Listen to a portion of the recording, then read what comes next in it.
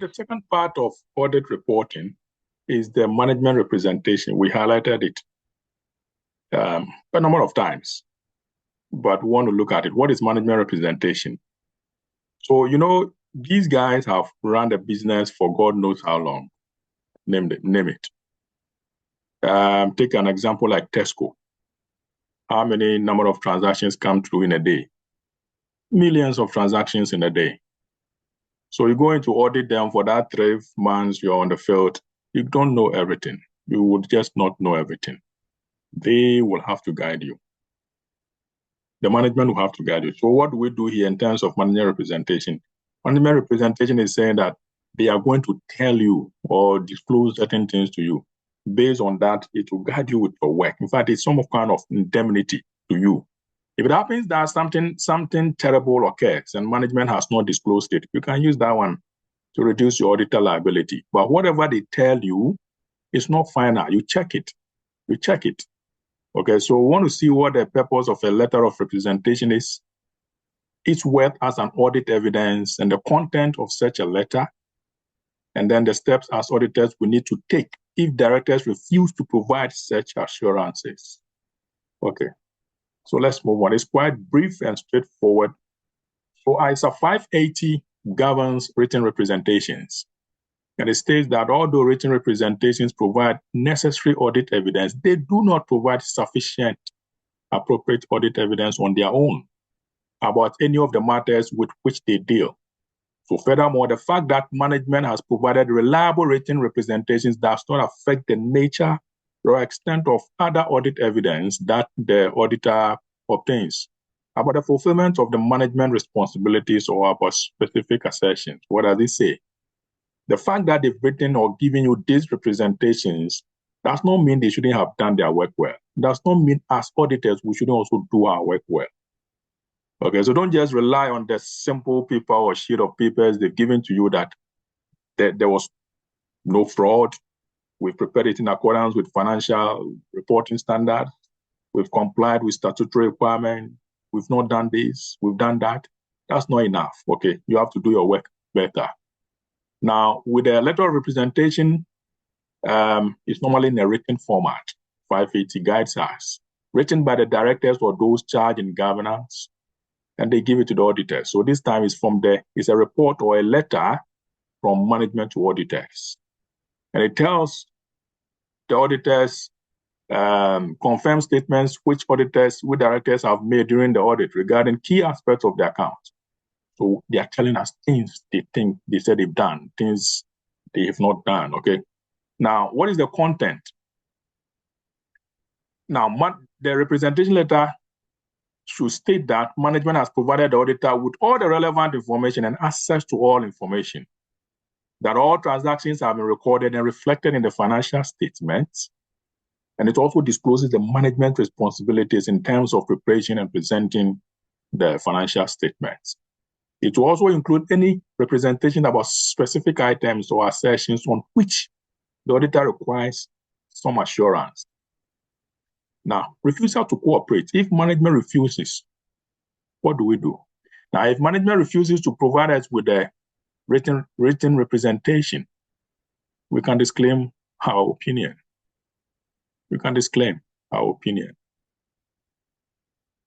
If the directors refuse to, so when we say disclaim is like, I refuse to issue a report or tell you my opinion. That's what we mean. Okay. Adverse means it's a negative. It does not reflect true and fair view. Disclaim means I'm not in a position to even tell you whether it shows a true and fair view or it does not show a true and fair view. Now, if the directors refuse to confirm that they have cooperated with auditors, the auditors cannot be sure that they have the whole story. I don't have the whole story. How am I going to express my opinion?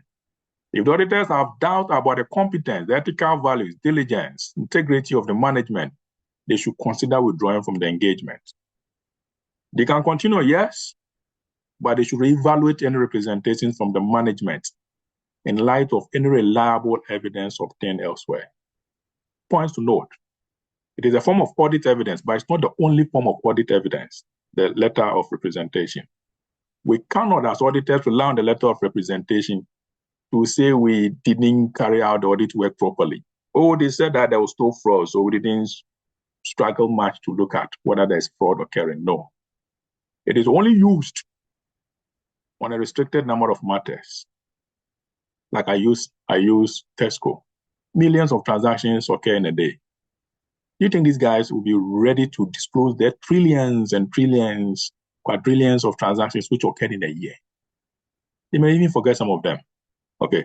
Now, it's advisable for auditors to ascertain that the persons responsible for the letter would fully understand what it is that they are being asked to confirm and why. In fact, the reality is auditors always have a sample of this letter of representation, and they use it. They give it to the clients, and the client modifies it, right? So, but ideally, it's supposed to be coming from who? The client to the auditor.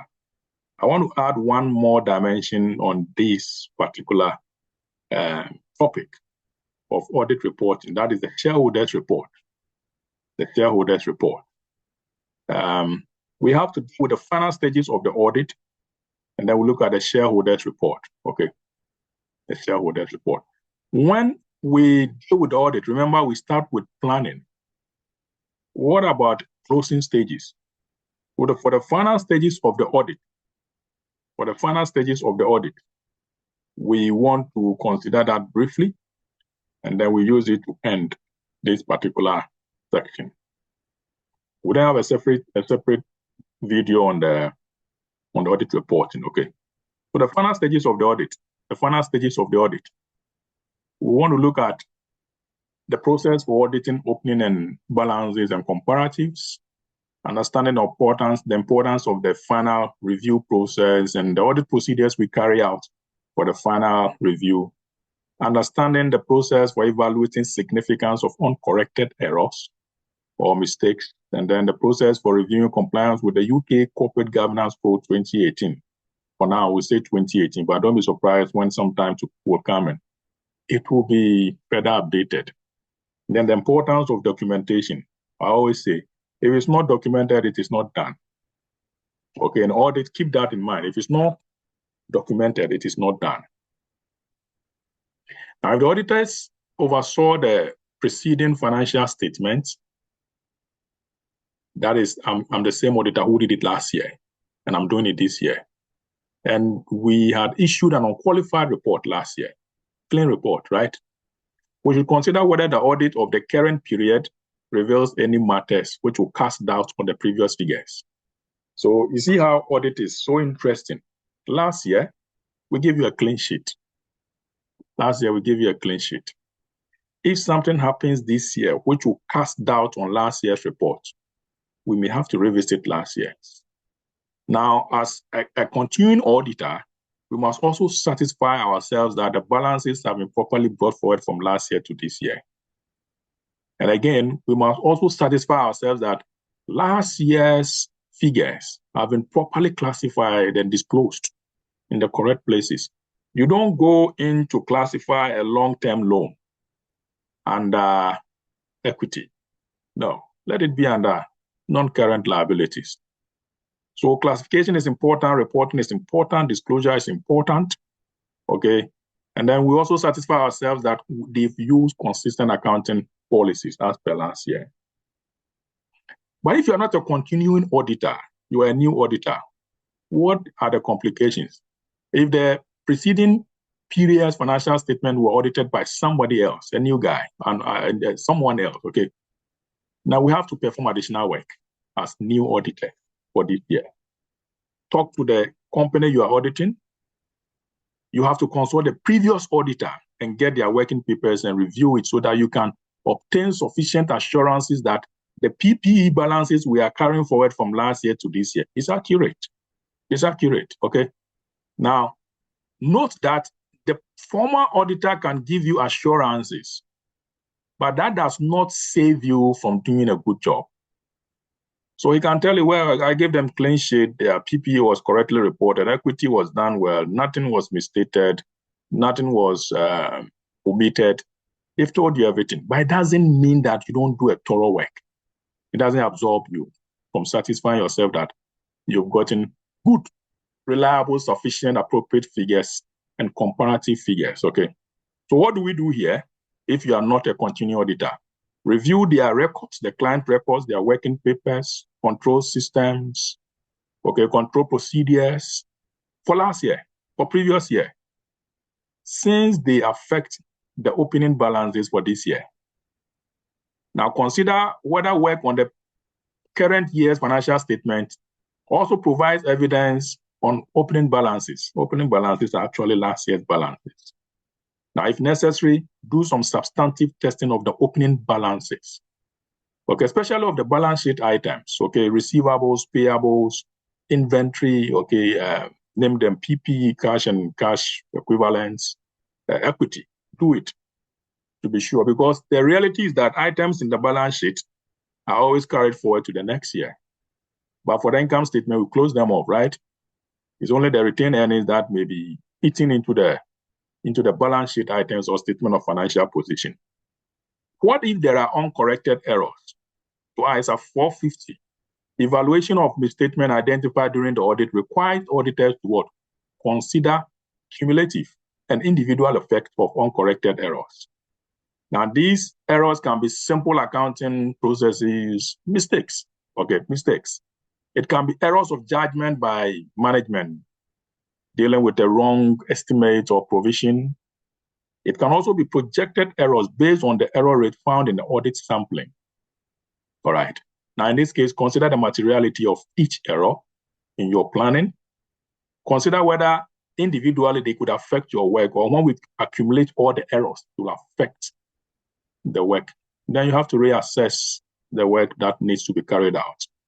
Also check whether any of these uncorrected errors or misstatements could affect the results for last year. In that case, if you have to go and restate balances, go and restate balances. Go and restate it. There are some points to consider. So in the form of questions, okay? Do the misstatements affect compliance with regulatory requirements, debt governance, other contractual requirements? If they do, you have to correct them. Do they relate to the incorrect selection or application of an accounting policy that has an immediate immaterial effect on the current period's financial statement, but is likely to have a material effect on future financial statements? Are they masking, trying to cover up a change in earnings or other trends, especially in the context of general economic and industry conditions? Would the uncorrected errors affect ratios which I'm going to use as an auditor in my planning? That I can also use in evaluating the financial position, the results of operations and cash flows. Do they affect segment information presented in the financial statement? Do the uncorrected errors have the effect of increasing management compensation, for example, by ensuring that the requirements of the award of bonuses or other incentives are satisfied? Ask these questions, okay? Again, do they relate to items involving particular parties, external parties, to the transactions, related parties, okay? IAS 21, okay, related parties. Do they represent or affect the presentation of information not specifically required by the applicable financial reporting framework, but which, in the judgment of the auditor, is important to the user's understanding of the financial position, financial performance, or cash flows of the entity, or other information that will be communicated in documents containing the audited financial statements? For example, information to be included in the management discussion and analysis or an operating and financial review that may reasonably be expected to influence the economic decisions of the users of the financial statement. Ask all those questions, okay? Now, final accounts. When we have finished auditing, we have presented the account, maybe they've done everything necessary with adjustments. Now, the financial statements will normally use acceptable accounting policies adopted by the company, right? Now, these must be consistently applied, and they must be appropriate to the company. Now, the results of the operations, the results, when we talk of results, we're talking of statement of comprehensive income or statement of profit or loss. the statement of affairs, which is the balance sheet or financial position, and all other information included in the financial statements actually relate to each other. They are compatible with each other. And the auditor's knowledge of the enterprise and evidence gathered during the course of the audit must confirm this. There is no way where you would think that the three main accounts, okay, they are five actually, but the three we're talking of the income statement or statement of profit or loss, balance sheet or statement of financial position, and then cash flows, they are related, they are compatible. The notes to the account will also augment it, okay? And then the statement of changes in equity will also, of course, add up to finishing the entire five statement. Make sure these are all synchronizing, okay? There is adequate disclosure of all appropriate matters, and the information contained in the financial statement is suitably classified and presented. Make sure that short-term loans are not included in long-term financial liabilities. Okay. Again, reviewing the final account, compliance with the Companies Act 2006, review it. Compliance with the UK Corporate Governance Code, check it. Does it match up with it? Compliance with any other reporting standards. So auditors will normally have our checklist and we'll check, okay? This checklist will help us to quickly review these items and check if we've missed something accidentally, peradventure. The checklist will also help provide evidence that a final review has been carried out, okay? All the information, whether financial or non-financial, including the annual report, must be reviewed by the auditor. I did the numbers, yes. But if they are going to include sustainability reporting, it is part of your annual report, which you are signing off. Review them. Check whether there are no anomalies or misstatement. At the end of the day, you are signing off on something you don't know. You wouldn't want to take that risk. Review them. What are the accounting procedures that we need to take? The audit procedures in terms of accounting policies. Consider whether the accounts are consistent with the auditor's knowledge of the underlying circumstances of the business and information, explanation, conclusions, which check whether what they are presenting is consistent with the understanding I had. Review the information in the accounts. Check whether there are any abnormalities, any inconsistencies. The background knowledge of the company is very important. That's why 315, it's at 315, you must always understand the business and then be able to assess material misstatement or risk of material misstatement pertaining to the company. Consider the effect of uncorrected errors or mistakes like we just touched on. A number of them could be mere mistakes or errors. Some could be intentional. Have they been corrected or they remain uncorrected? If they remain uncorrected, there's disagreement, you may want to modify your report, okay? Carry out analytical review. So we don't only carry out planning analytics, we also do final analytics. So we do a final analytical review of the financial statement, compare current performance with previous figures, current year budget with forecast. Is it reasonable? Do some ratio analysis to be consistently checked against previous financial records, okay? Use the benchmarks. If there are any industry benchmarks available, match up your ratios or your analytics with them. Presentation and disclosure. Conclusions. Consider if any conclusion that the reader might draw from reading the account you are going to sign off is justifiable and consistent with what you understand to be the circumstances of the company. Proximity.